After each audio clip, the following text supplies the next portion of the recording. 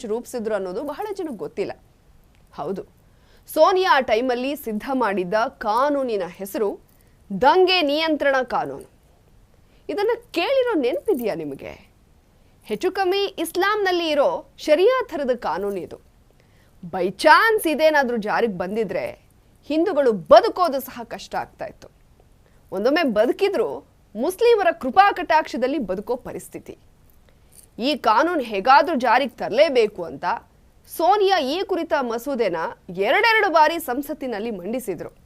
ಆದರೆ ಅದು ಅಂಗೀಕಾರ ಪಡೆಯೋದ್ರಲ್ಲಿ ಫೇಲ್ ಆಗಿತ್ತು. 2005ರಲ್ಲಿ ಒಂದ್ಸಲ, 2005ರಲ್ಲಿ ಒಂದ್ಸಲ ಮತ್ತು 2011ರಲ್ಲಿ ಒಂದಷ್ಟು ಅಮೆಂಡ್ಮೆಂಟ್ ಮಾಡಿ ಸಂಸತ್ತಲ್ಲಿ ಸೋನಿಯಾ ಇದನ್ನು ಪ್ರೆಸೆಂಟ್ ಮಾಡಿದ್ರು.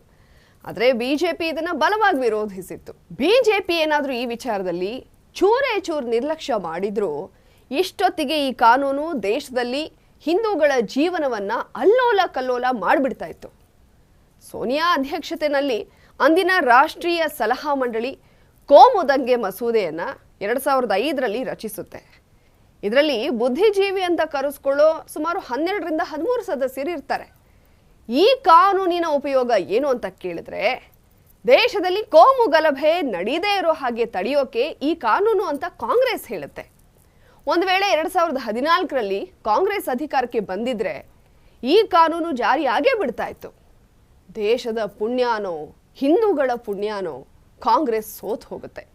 ನರೇಂದ್ರ ಮೋದಿ ಸರ್ಕಾರ ಅಧಿಕಾರಕ್ಕೆ ಬರುತ್ತೆ. ಈ ಕೋಮು ದಂಗೆ ಕಾನೂನು ಸೋನಿಯಾ ಫೈಲ್ಗಳಲ್ಲೇ ಉಳ್ಕೊಳ್ಳುತ್ತೆ. ಈ ಮಸೂದೆ ಜಾರಿ ಆಗಬಾರ್ದು ಅಂತ ಯಾಕಿಷ್ಟು ಗಂಭೀರವಾಗಿ ಹೇಳ್ತಾ ಇದ್ದೀನಿ ಗೊತ್ತಾ? ನಾನು ಇದರ ವಿವರವನ್ನ ನಿಮ್ಮ ಮುಂದೆ ಹೇಳ್ತಾ ಹೋದ್ರೆ ನಿಮಗೆ ಅರ್ಥ ಆಗುತ್ತೆ ಇದರ ಭಯಾನಕತೆ ಏನು ಅಂತ. ಈ ಮಸೂದೆ ಪ್ರಕಾರ ಧಾರ್ಮಿಕ ಅಥವಾ ಭಾಷಾ ಬಹುಸಂಖ್ಯಾತರು ಅಲ್ಪಸಂಖ್ಯಾತರ ಮೇಲೆ ನಡೆಸೋ ಹಿಂಸೆ ಮಾತ್ರ ಕೋಮು ಹಿಂಸೆ ಅಂತ ಕನ್ಸಿಡರ್ ಆಗುತ್ತೆ. ಆದರೆ ಅದೇ ಅಲ್ಪಸಂಖ್ಯಾತರು ಬಹುಸಂಖ್ಯಾತರ ಮೇಲೆ ನಡೆಸೋ ಹಿಂಸೆ ಕೋಮು ಹಿಂಸೆ ಅಂತ ಕನ್ಸಿಡರ್ ಆಗೋದಿಲ್ಲ. ಇಲ್ಲಿ ಬಹುಸಂಖ್ಯಾತರು ಅಂದರೆ ಹಿಂದೂಗಳು, ಅಲ್ಪಸಂಖ್ಯಾತರು ಅಂದರೆ ಮುಸಲ್ಮಾನರು. ಇಷ್ಟೇ ಅಲ್ಲ, ಇನ್ನೂ ಇದೆ ಕೇಳಿ. ಈ ಮಸೂದೆ ಪ್ರಕಾರ ಮುಸ್ಲಿಮರಿಗೆ ಸಂಬಂಧಿಸಿದ ಯಾವುದೇ ಗಲಭೆ ಪ್ರಕರಣಗಳ ವಿಚಾರಣೆಯನ್ನ ಯಾವುದೇ ಹಿಂದೂ ನ್ಯಾಯಾಧೀಶರು ನಡೆಸೋ ಹಾಗಿಲ್ಲ. ಅಷ್ಟೇ ಅಲ್ಲ, ಹಿಂದೂ ವಕೀಲರು ವಾದ ಕೂಡ ಮಾಡೋ ಹಾಗಿಲ್ಲ. ತನಗೆ ತಾರತಮ್ಯ ಆಗಿದೆ ಅಂತ ಯಾವುದಾದ್ರೂ ಮುಸ್ಲಿಂ ವ್ಯಕ್ತಿ ಆರೋಪ ಮಾಡಿದ್ರೂ ಸಾಕು, ಅಂಥ ಹಿಂದೂ ವ್ಯಕ್ತಿಯನ್ನ ಯಾವುದೇ ವಿಚಾರಣೆ ಇಲ್ಲದೇನೆ ಜೈಲಿಗೆ ತಳ್ಳೋ ಅಧಿಕಾರ ಪೊಲೀಸರಿಗಿರುತ್ತೆ. ವಿಚಿತ್ರ ನೋಡಿ, ಇದರ ವಿಚಾರಣೆಯನ್ನ ಅಲ್ಪಸಂಖ್ಯಾತ ನ್ಯಾಯಾಧೀಶರೇ ಮಾಡಬೇಕಂತೆ. ಇನ್ನು ಹಿಂಸಾಚಾರ, ಬೆಂಕಿ ಹಚ್ಚೋದು, ಆಸ್ತಿಪಾಸ್ತಿ ನಷ್ಟ ಇಂಥದೆಲ್ಲ ಆದಾಗ ಹಿಂದೂಗಳು ಮುಸ್ಲಿಂ ಸಮುದಾಯದ ವಿರುದ್ಧ ದೂರು ದಾಖಲಿಸೋ ಹಾಗಿಲ್ಲ. ಆದರೆ ಇದೇ ಥರದ ಆರೋಪ ಬೈ ಚಾನ್ಸ್ ಯಾವುದಾದ್ರೂ ಮುಸ್ಲಿಂ ವ್ಯಕ್ತಿ ಹಿಂದೂಗಳ ವಿರುದ್ಧ ಮಾಡಿದರೆ ಅದು ಸುಳ್ಳೋ ನಿಜಾನೋ ಅಂತ ಸಾಕ್ಷಿ ಒದಗಿಸೋ ಜವಾಬ್ದಾರಿ ಮುಸ್ಲಿಂ ವ್ಯಕ್ತಿಗೆ ಇರೋದಿಲ್ಲ. ತಾನು ನಿರ್ದೋಷಿ ಅಂತ ಸಾಬೀತುಪಡಿಸೋ ಹೊಣೆ ಕೂಡ ಆರೋಪ ಹೊತ್ತ ಹಿಂದೂದೇ ಆಗಿರುತ್ತೆ.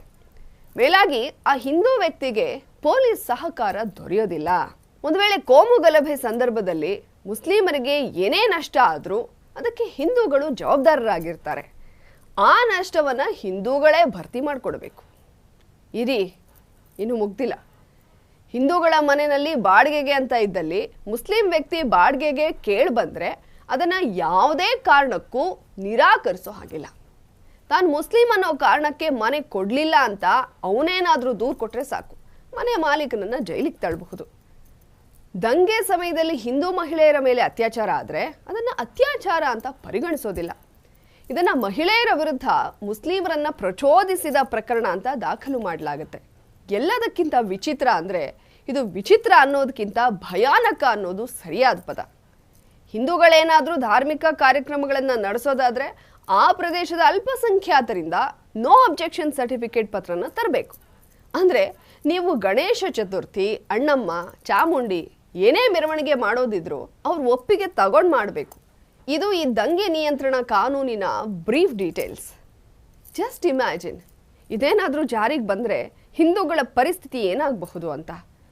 ಓಲೈಕೆಗಾಗಿ ಇಂಥ ಕಾನೂನು ತರೋ ಮಟ್ಟಕ್ಕೆ ಇಳಿಬಹುದಾ? ಅಕಸ್ಮಾತ್ ಕಾಂಗ್ರೆಸ್ ಮತ್ತೆ ಅಧಿಕಾರಕ್ಕೆ ಬಂದರೆ ಈ ಮಸೂದೆಗೆ ಮರುಜನ್ಮ ಸಿಗಬಹುದಾ ಅಂತ ಆತಂಕ ಆಗೋದಿಲ್ವಾ? ಈ ವಿಚಾರಗಳು ಬಹಳಷ್ಟು ಕಡೆ ಚರ್ಚೆ ಆಗಿದೆ. ಬಿಜೆಪಿ ಸಂಸದ ಸುಬ್ರಹ್ಮಣ್ಯಂ ಸ್ವಾಮಿ ಅವರ ವಿಡಿಯೋಗಳಲ್ಲೂ ಈ ವಿಚಾರ ಪ್ರಸ್ತಾಪ ಆಗಿದೆ. ಈ ದಂಗೆ ನಿಯಂತ್ರಣ ಕಾನೂನು ಮೇಲ್ನೋಟಕ್ಕೆ ತುಂಬಾ ಒಳ್ಳೆ ಕಾನೂನು ತರ ಕಾಣಿಸುತ್ತೆ. ಆದರೆ ಇದರಲ್ಲಿರೋದು ಇಂಥ ಭಯಾನಕ ಅಂಶಗಳು ಅನ್ನೋದು ಗೊತ್ತಾದ್ರೆ ಬಹುಶಃ ಯಾವ ಹಿಂದೂ ಧರ್ಮೀಯರು ಕೂಡ ಸೋನಿಯಾ ಗಾಂಧಿಯನ್ನ ಕಾಂಗ್ರೆಸ್ ಅನ್ನ ಒಪ್ಕೊಳ್ಳೋದಕ್ಕೆ ಸಾಧ್ಯನೇ ಇಲ್ಲ ಅಲ್ವಾ? ಈ ಕಾರ್ಯಕ್ರಮದ ಬಗ್ಗೆ ನಿಮ್ಮ ಅನಿಸಿಕೆ ಅಭಿಪ್ರಾಯಗಳನ್ನು ಕಮೆಂಟ್ ಬಾಕ್ಸ್ನಲ್ಲಿ ತಿಳಿಸಿ. ನ್ಯೂಸ್ ಸೆನ್ಸ್ ನಿಮಗೆ ಇಷ್ಟ ಆಗಿದ್ರೆ ಲೈಕ್ ಮಾಡಿ, ಶೇರ್ ಮಾಡಿ. ನೀವಿನ್ನೂ ನಮ್ಮ ಟಿವಿ ವಿಕ್ರಮ ಚಾನಲ್ಗೆ ಸಬ್ಸ್ಕ್ರೈಬ್ ಮಾಡಿಲ್ಲ ಅಂದರೆ ಈ ಕೂಡಲೇ ಸಬ್ಸ್ಕ್ರೈಬ್ ಮಾಡಿ. ಇದಾಗಿತ್ತು ಇವತ್ತಿನ ನ್ಯೂಸ್ ಸೆನ್ಸ್. ನೋಡ್ತಾ ಇರಿ ಟಿವಿ ವಿಕ್ರಮ. ದೇಶ ನಿಮ್ಮ ಕೈಯಲ್ಲಿ, ಅಂದರೆ ನಮ್ಮೆಲ್ಲರ ಕೈಯಲ್ಲಿ.